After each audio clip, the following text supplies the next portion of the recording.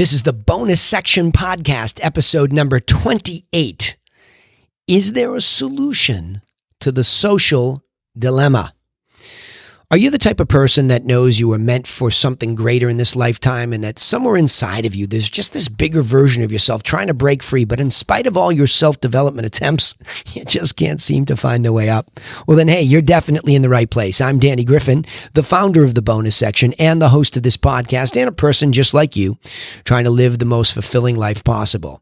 Now, to help you take immediate action in the right direction, right, or a better direction for your life, we take all the notes from each episode and we post them for a short period of time over at freethinkingtools.com. That's freethinkingtools.com. Hopefully that'll help you sit down, spend some time thinking and improving the direction of your life, the one that you want. All right, in this episode, we want to cover a tough subject here. Is there a solution to the social dilemma? So I am fresh off of watching the documentary on Netflix called The Social Dilemma, and it was very compelling.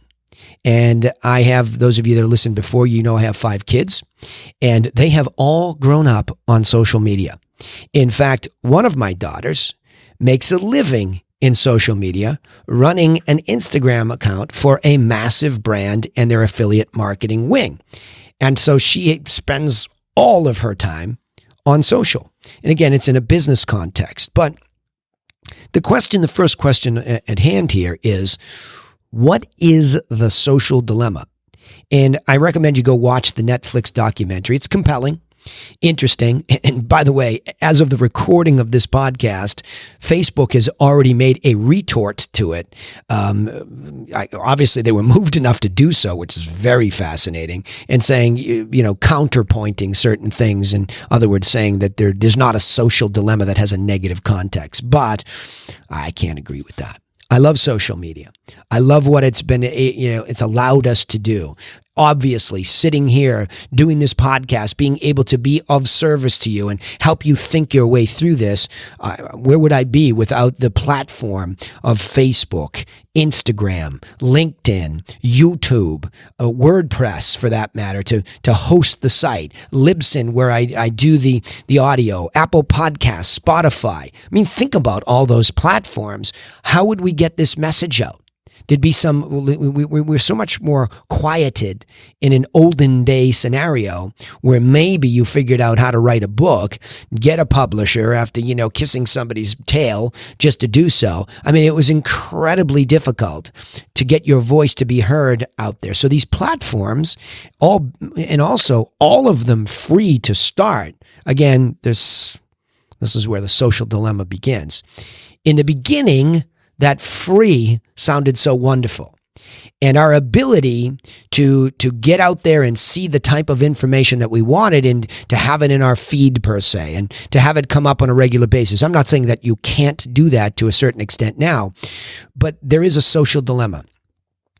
And the documentary is super compelling because the people that are talking are some really significant people in the social media marketing and online internet business world. People from Google, people from Facebook, Pinterest, Twitter, etc. And it's led by one guy who is an ethicist at Google. I mean, his job was, quite frankly, to speak up. Are we following ethical behavior here with social? And he was involved in Gmail. And internally, he wrote this wonderful presentation that got consumed, and everybody got excited about it. And then what he said happened was nothing. Nothing changed. In fact, it's ironic. I was talking about this in the last episode where I said to my son, during all of the social unrest, I said to him, okay, I bet at school it's all quieted down now and nobody's doing anything. Are they? And he said, you're right. I said, so are you going to be the one? Are you the one? Are you the one to drag this thing up the hill and affect something in that school with positive change? And he's got a great initiative going. And I said, be relentless. Otherwise, nothing positive comes of it, right? And so the social dilemma at hand is the fact that we have this algorithmic approach to everything because business online obviously comes in. I mean, you set up a free platform and everybody begins to use it, for example, like Facebook and YouTube. So you have this free platform, and it requires people to maintain it and work on it and improve it. And ultimately, somebody turns around and looks and said, who's going to pay for all of this? And there's only so far you can get the seed investors, the initial investors, to keep putting money up until they say, how do I get my money back plus a return? So in comes the whole round of people who say, well, this is how we're going to monetize this. And because they have so many eyeballs, quote unquote, and users, they look at, well, marketing, obviously, and advertising, and, clicking on advertising and marketing, and what's different. And it's always been the thing in a magazine, on TV, wherever there were always people who wanted access to those eyeballs so they could get business to come to their shops, their stores. But now online, it became a very digital, technical, code-driven, algorithmic-driven thing. So it's very different. So it's simply, the social dilemma starts by just simply taking a look and saying, how's this working? And how is it affecting the consumer, the user? There's actually an interesting quote in there. The only two industries they call the consumer a user are the drug industry and social media. I thought that was just really powerful to think about that, right? We are users, aren't we? And most of us have become addicted to this. And that's really where we start to study, okay, what is happening? So my second point here is it really a deep-seated subconscious issue? Is this algorithmic approach, meaning instead of us trying to customize something and thinking we're going to see certain people, is that really almost an impossibility? Is there too much information, and now we require the work of an algorithm, which the definition of an algorithm is a little tricky. You can Google that and you can take a look at the definition. I'll just tell you sort of in a layman's term perspective, I believe it's a methodology for figuring out how that user of that platform behaves, and watch that behavior to make decisions. So to make these formulaic decisions as to what to show, because there is too much information. And a user won't stay on that platform if it gets too confusing, right? The confused mind does nothing. So to a certain extent, an algorithmic approach is necessary, or all of a sudden this platform goes, quote unquote, out of business.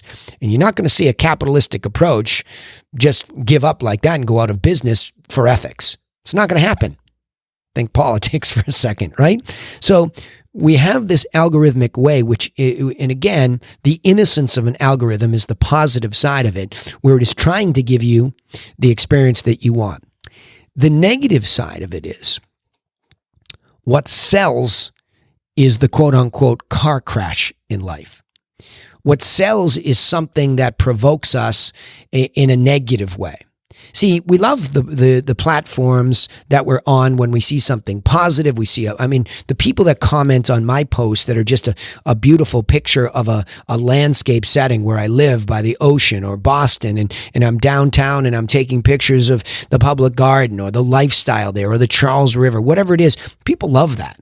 People comment. People also love the commentary about family and kids and how things are progressing.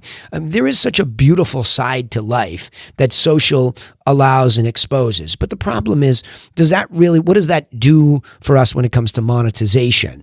And if you look at algorithmically, the algorithm is saying, yes, but many more people are going to click on, engage, stay on, and participate and be there for the advertiser when it's negative. It's no different on TV. So it's not like the social dilemma online is exclusively having this issue. It's anything. It's printed form. If you agitate people in a printed form, they're most likely to continue to get your newsletter. If you agitate them on TV, they're more likely to keep those eyeballs there. So we can't blame social media platforms as if they're something different. It's just differently being done. Right? In other words, algorithmically, it's exacerbating a lot of the negative because you're there longer, because now they can get a pay per click from the advertiser through to a website. And you can have all these entrepreneurs who sell more product or information based around that negativity. So it's the danger more so of this capitalistic approach than it is necessarily this algorithmic approach. So when you see in the documentary, what is the social dilemma? and it's a acute editing, right? I mean, there's sharp editors too, where every one of these intelligent people sits there and thinks for a second. They don't give a knee-jerk reaction. Well, it's this. They're not all emotional people. These people are deeply affected by this, and they're twisted by this. It's powerful. And they just have these pregnant pauses where they're thinking, and the editing just allows it just long enough. We're like, oh, he or she can't even really articulate what they're feeling. And these are people, like I said, true ethicists who are pushing this, who are moved like, have I been part of something that's negative to society? That's a pretty heavy burden for somebody who really is a thinker. It's a tough thing to walk around with. And have I really affected this in a deep-seated subconscious way? Have I really programmed the subconscious? So if I wrote the algorithm, or I made the like button, or I made the content come up that way, or if we allowed for all of the negativity of this thing, or we just knew people were becoming addicted to what we were doing and we didn't say anything about it, are we guilty? And have we really changed the subconscious of the user? Have we made a true addict out of this whole thing? So that makes us go deeper into looking at the third point here. Have we actually lost control already to artificial intelligence? Is it too late? I mean, you have all this pressure of people want wealth in their 401ks because they want safety in their old age. And so they put money into something like a Facebook. And there's a value to that. And they watch that value. And they want the ad revenue. And when the ad revenue is not there, oh my gosh, what happens? Google pay-per-click. What happens if Google pay-per-click? Meaning every time you see an ad while you're in wherever you're in, and mostly search, if you're searching, all the ads, look at it, 1, 2, 3, and down the bottom, 1, 2, 3. These are ads. People are getting paid at Google. Google's getting paid every time you click and go to a website. That's what's happening. So is it too late? How do you bring ethics into that? Do you turn to the profit organization and say, you can't be more profitable? Well, that's government interference with capitalism. Yikes, that's a big fundamental issue. And what happens internally? What do? You have this obligation to shareholders, and you have Wall Street breathing down your neck looking for more and more and more. And that's how capitalism is driven. I'm not saying that there's not a lot of conscious capitalism out there where it's social capital, meaning there's certain amounts that are brought into social programs that benefit society. There are a lot of wonderful people. I'm just saying internally, as these people struggled with this, did they create a sense of artificial intelligence that can't be stopped, not because it's AI running the world. I mean, it's not a robot grabbing you by the throat telling you what to do. It's just a way of doing business that has accelerated in this way that is really getting deeper and deeper into the subconscious. It's just the latest, like I said. And one of the folks in the meeting on this in this documentary says that, well, isn't this just the latest? This isn't new. True. I mean, I've talked about this in other podcast episodes, we are moved by triggers. See, we want to think we're so upright and intellectual and that we're so conscious of what we do, but there are a lot of triggers that just move us to do things. The law of likability, the law of sociability. I want to get along with people. I'm lonely in my house, so I'm going to like all this negative stuff. And people are going to say, oh, you too, come on in. Hey, we're getting together down there. We're going to put up all these signs. Next thing you know, we're just caught up in this thing because we want to belong to something. So maybe, to a large extent, artificial intelligence colliding with the capitalistic push, rooted mostly because it's the best ROI or return on investment in negativity. Are we spiraling out of control? And what do we do about this? By the way, I don't have an answer for this. I'm just thinking aloud.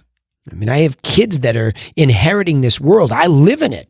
I'm using it for positive the best I can. But then I had to ask myself, how much time have I wasted on my phone looking at again, there's something about, I mean, you'll be sitting there watching a feed and the next thing you know, you're watching somebody get knocked out cold in the middle of a street. Oh my gosh, it's such a violent image and it's so disturbing. I can feel the chemical change in my body.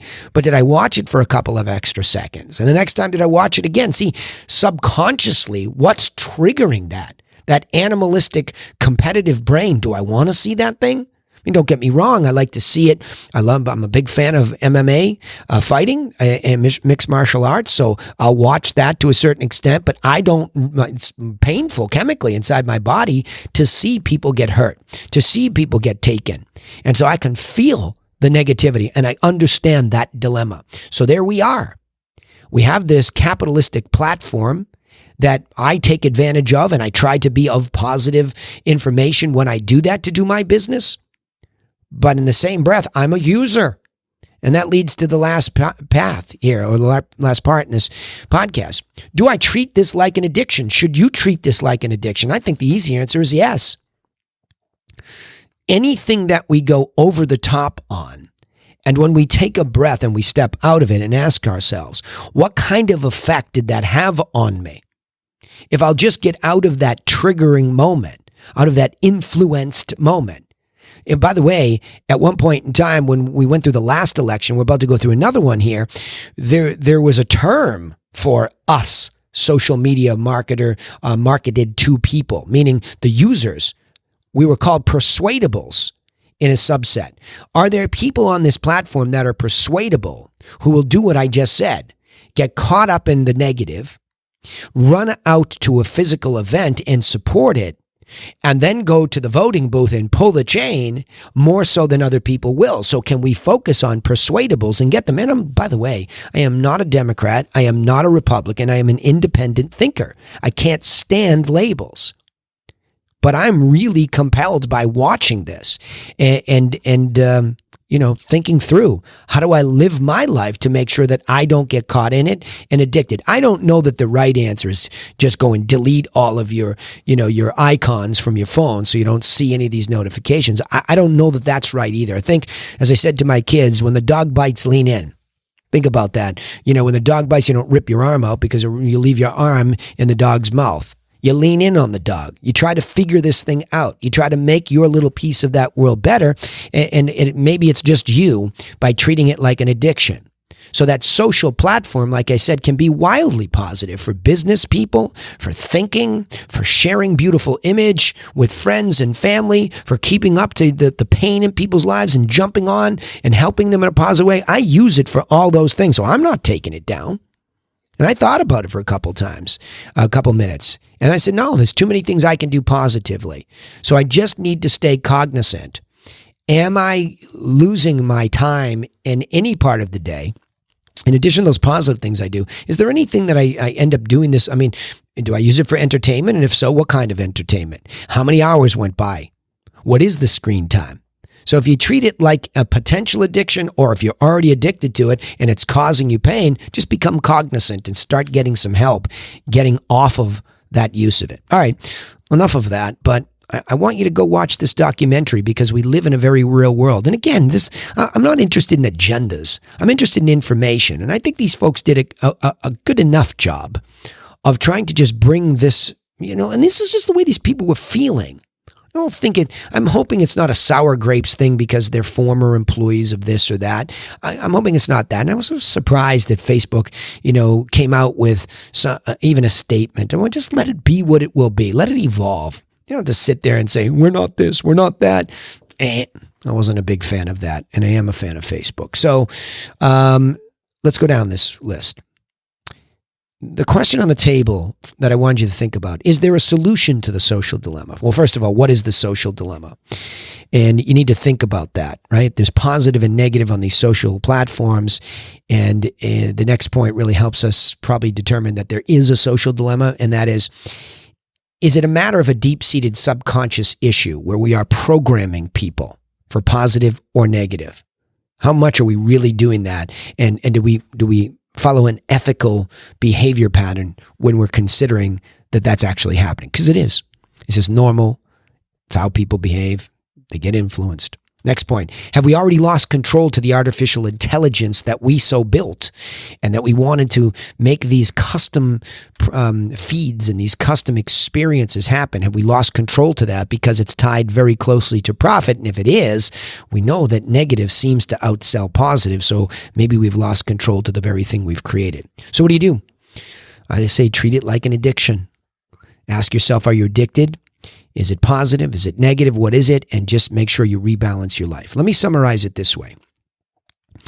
I believe we've entered the age of a real social media dilemma where the profit-driven algorithms have taken over at a seemingly uncorrectable pace that will require us to recognize social media as the potentially, I'll add that in here, as the potentially dangerous addiction that it truly is, and perhaps move us to take action to treat it immediately.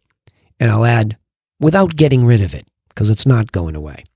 All right, remember, you can take immediate action to get moving in a better direction for your life because we take all the notes from each episode and we post them at freethinkingtools.com. Here's a good one. Go get my notes off of this one, freethinkingtools.com, and sit in front of the TV and watch The Social Dilemma and think through your head, through your arm, through the pen, and onto my notes. And think about this. Come to your own conclusions. Maybe you're the one out there that can affect positive change. Also, don't forget to subscribe to the podcast on iTunes, Spotify, or wherever you listen so that you don't miss out on any of the insights each time we upload an episode. We also post all of these on our social media channels. So remember, you can just turn on the notifications for what? The bonus section. Look for The Bonus Section by Danny Griffin, yours truly, and you won't miss the reminders. We'd also appreciate it if you would share our content with other people just like you so they get some of the help that they need, and you can join our mission by doing that of becoming people for others. That's the main rally cry here. Be a person for others. That's where a lot of the positivity comes from. Now, remember, nobody's coming for you, so go get to work on yourself. And you need a plan to work on. So go get working on this because, again, nobody's coming for you. Stop waiting. And I will continue to help you in these episodes, and I appreciate you listening. See you next time.